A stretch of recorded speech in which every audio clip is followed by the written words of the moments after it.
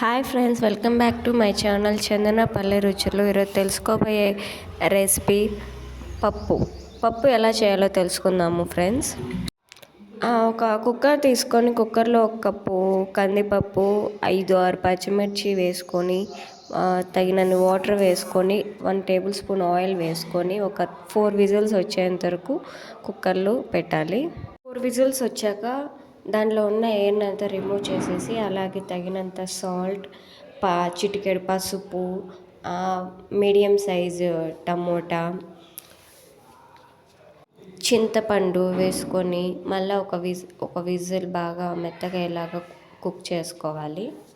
అంతా అయిపోయాక కుక్కర్లో వాటర్ ఉన్న దాన్ని పక్క బౌల్లోకి తీసుకొని పప్పు బాగా స్మాష్ చేసుకోవాలి. స్మాష్ చేసుకున్న తర్వాత స్టవ్ పై ఒక ప్యాన్ పెట్టుకొని హీట్ అయ్యి తగినంత ఆయిల్ వేసుకొని సాసవలు, వెల్లుల్లి రమ్మ దంచి వేసుకొని కరివేపాకు వేసుకొని జీలకర్ర వేసుకోవాలి.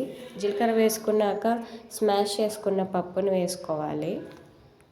స్మాష్ చేసుకున్న పప్పుని ఒక 6 మినిట్స్ బాగా అలాగే సిమ్లో పెట్టి బాగా డీప్ ఫ్రై అయ్యేలా బాగా పప్పు బాగా ఉడికేలాగా అవుతుంది.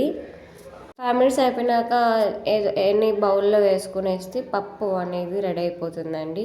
ఫస్ట్ టైం కనుక నా ఛానల్ని చూస్తున్నట్లయితే ప్లీజ్ లైక్ అండ్ సబ్స్క్రైబ్ చేసుకోండి ఫ్రెండ్. మరిన్ని అప్డేట్స్తో మేము ముందుకు వస్తాను.